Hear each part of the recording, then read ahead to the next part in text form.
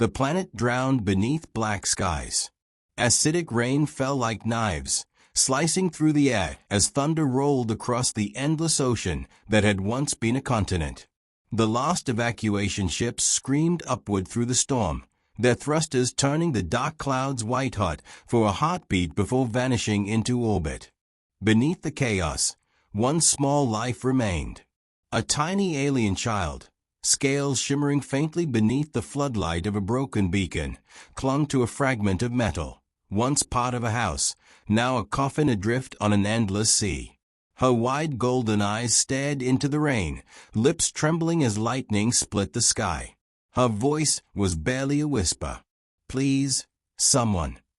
Up above, in the roaring cockpit of the final dropship, Ranger Elias Drake watched her feet flicker across his visor. Command barked through the comms, "All personnel aboard. This planet's lost. Pull out, Ranger." But Elias couldn't move. That trembling face on the monitor, those terrified eyes, they froze something deep inside him. He'd seen too many die already. He pressed his hand to the control panel, muttering, "Not this one. Not today." He yanked off his helmet, slammed the emergency hatch open, and dove. The wind tore at him, water smacking like concrete as he hit the flood. The dropship vanished into the clouds above, leaving only the storm and him. Elias gasped, his armor dragging him down as he fought toward the faint light ahead. The child saw him coming, eyes widening in disbelief. She reached out, but a massive current swept her away, pulling her beneath a collapsed structure. Elias roared, lungs burning, diving after her into the black water. His lights flickered, comms died. All around him, twisted ruins groaned and shifted as the tide claimed them. His oxygen levels dropped. He could hear the metal creaking, the pressure rising. Somewhere in the darkness, a faint glow, golden and soft, flickered once more. The child was trapped beneath a girder, struggling weakly. Elias clawed through the debris, his glove sparking as he forced the beam aside. The ocean fought him, crushing, merciless. He wrapped one arm around the gal and kicked upward. The current slammed them against a structure. His armor cracked. Pain surged through his ribs. Still, he held her close, whispering through his comms though no one could hear. "Hold on, kid. I've got you." They broke the surface for a single breath. A flash of lightning illuminated them like two ghosts in the rain. The ship was gone. The sky, silent. The water, endless. And then, a shadow moved beneath them. Something massive. Something alive. The ocean stirred. Elias turned his head slowly, and the water around them began to rise in a spiral, glowing faintly blue from below. The girl's golden eyes widened. "It's waking up." The storm screamed louder. And in that instant, Elias realized this planet wasn't just dying. It was angry. The sea boiled beneath them. Blue light surged upward, wrapping Elias and the alien child in a swirling vortex of foam and debris. He gritted his teeth, struggling to keep the girl's head above water. The storm howled like a living creature, as if the entire planet had turned against them. The child clung to his chest, trembling. "It's the Deep One. My people said it sleeps beneath the world." Elias' visor flickered with warning lights. Oxygen 42%. Armor integrity failing. "Yeah," he muttered, forcing a grin despite the blood on his lips. "Well, tell your Deep One we're not on the menu." The ocean erupted. A massive structure, no, a creature, rose from the depths, scales the size of starship hulls gleaming with electric veins of light. Its single eye glowed brighter than lightning. For a moment, Elias felt small, a spark against the fury of a god. The creature roared. A wave the size of a building crashed over them. Elias was thrown through the water, spinning, losing his grip on the child. He screamed her name, he didn't even know it, and dove after the faint golden shimmer that marked her location. He found her pinned against a piece of debris, struggling to breathe. He ripped his knife free, cutting away the straps that trapped her, and pulled her close again. The creature's shadow passed above, shaking the ocean like an earthquake. Elias looked at the sinking sky. No comms, no backup, no way out. And yet, he smiled. "This is what humans do," he whispered. "We stay." He spotted a flickering light in the distance, a beacon tower, half submerged but still running. Maybe power, maybe shelter. He began swimming toward it, each stroke a battle against exhaustion. The girl, barely conscious, whispered, "Why? Why did you come back?" "Because no one else did," he said simply. After what felt like hours, they reached the tower's base, a tilted structure of metal and algae. Elias slammed his gauntlet into a service hatch until it gave way, dragging the child inside. The door sealed behind them with a hiss. For the first time, silence. Elias ripped off his helmet, coughing up seawater. The child looked around in awe. Flickering lights, old human tech still humming weakly. "This used to be one of our relay stations," Elias said. "Guess she's still breathing." He sat her down, wrapped her in an emergency blanket, and handed her a ration pack. She sniffed it suspiciously, then smiled faintly. "You humans eat this." "Only when we're lucky," he said with a tired chuckle. The tower groaned as another tremor passed through the sea floor. The deep one was still out there, circling, searching. Elias glanced at his scanner, faint movement signatures, hundreds of meters below. "Looks like it's not done with us yet," he muttered. The girl touched his arm. "You can still leave. You have ships in the sky." He shook his head. "I had a mission once. Protect civilians. Guess it still stands." Outside, the blue glow deepened. The tower's foundations creaked. Elias moved to the viewport, staring into the storm. Somewhere in the endless black, a massive shape was rising again. He whispered under his breath, almost smiling. "Round two." Then, the metal floor vibrated. Water burst through the lower deck. And from the abyss below, the deep one's eye opened, staring directly at him. Lightning split the sky. The tower began to collapse.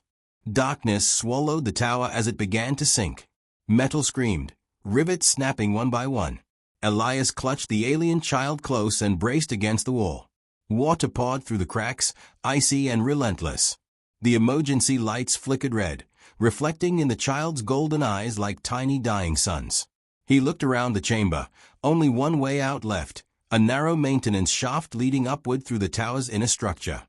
He grabbed her hand. "We move. Now." They climbed, rung by rung, as the sea tried to drag them back down. The sound of the deep one echoed beneath them, a heartbeat of thunder.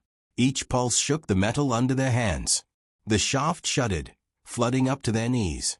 Elias forced himself not to look down. Halfway up, the child gasped, slipping on a slick rung. Elias caught her wrist, pulling her close again. "Don't let go," he said, voice raw. She nodded, trembling. "I'm scared." "Good," he whispered. "That means you're still alive." They reached the top hatch. It wouldn't open, sealed by pressure. Elias cursed, slammed his fist against the control panel, sparks flying. Nothing. Oxygen 18%. The tower groaned again, tilting. He looked down. The shaft below was now a whirlpool of black water. Then he saw it, a faint light glimmering through the cracks near the hatch. He ripped open a panel and found an emergency flare launcher. He smirked weakly. "Guess this'll do." He fired it straight upward. The flare burst through the weak metal and shot into the night sky, a crimson scream in the storm. For a moment, the rain paused. Then the roar came. The deep one responded. Its massive shadow rose beside the tower, glowing veins lighting up like fire through smoke. It was watching them, studying. The tower shuddered as it touched the structure with one colossal tendril. The entire building tilted. Elias wrapped himself around the girl as debris rained down. "Why doesn't it kill us?" the child whispered. "Maybe it's deciding if we're worth the effort," Elias grunted. The creature leaned closer, its enormous eye filling the viewport. For a heartbeat, everything was still, man, child, and godlike beast locked in a single silent stare. Then, the creature moved, slow, deliberate. It wasn't attacking. It was humming. The walls vibrated. The girl covered her ears, eyes wide. "It's speaking," she said. "Not to me, to you." Elias frowned. "What's it saying?" She hesitated. It says, "The world remembers." Before he could respond, the tower gave way completely. Metal tore like paper as they fell through collapsing floors, plunging into the freezing ocean once more. Elias tightened his grip around her, bubbles and darkness spinning around them. When they surfaced, the tower was gone, only fire and wreckage remained. The storm had weakened, but the sea was rising again. The deep one was gone. For now. Elias coughed, dragging the girl onto a floating section of plating. He could see mountains in the distance, or what was left of them. He looked at her. "You said it spoke to me. Why?" She shook her head slowly. "Because it remembers your kind. Humans were the first to wound it, the first to flood this world." Elias froze. The rain hissed softly on the metal around them. The truth hit him like a blade. The flood wasn't a disaster. It was vengeance. The girl looked up at him, her voice barely a whisper. "It knows who you are." A deep rumble rolled across the water, not thunder this time. Beneath them, something vast was moving again. Elias turned his head toward the horizon. And then, rising from the dark water, the glowing eye appeared once more, closer. He whispered, "Then it's coming for me." The ocean was quiet. Too quiet. Elias floated on the wreckage, his breath shallow, armor half broken, the alien child trembling against his chest. The rain had stopped, and the clouds above were breaking apart, revealing the pale, dying sun. For the first time since the evacuation, light touched the water, and it shone upon ruin. Entire continents lay beneath the flood, just faint shadows beneath the waves. Humanity had fled, leaving behind ghosts and monsters. Elias never thought he'd be one of them. The child stared. "It's close again," she whispered. He could feel it too, that low, vibrating hum through the water, deep enough to rattle his bones. The deep one was rising. He set her down gently on the metal plate, stood shakily, and reached for the flare pistol hanging from his belt. Its last round glowed faintly red. He looked at her and smiled weakly. "If I don't make it, you run. Well, swim. Just live. Someone has to." She grabbed his arm, desperate. "You'll die." Elias laughed softly, rainwater dripping down his face. "Kid, I already did. The moment I jumped from that ship." The sea bulged. The deep one rose from the abyss, an impossible wall of scales and light. Its single eye focused on him, ancient, furious, and intelligent. Elias felt the air tremble around him. He raised the flare gun, but his hand shook. "You want me?" he shouted. "I'm right here." The creature's roar broke the sky. The wave it created should have ended him, but instead it froze mid-motion, as if time itself hesitated. The girl gasped, her eyes glowing faintly, the same golden hue reflected back from the creature's veins. Elias turned toward her. "What's happening?" She looked terrified. "It's listening again." The air shimmered, and then a deep, echoing voice filled their minds, not sound, but memory. Once, humans brought the waters. They broke the sky and called it peace. Now one returns, not to destroy, but to save. The world remembers. Elias dropped the flare gun, heart pounding. "You think I can fix what we did?"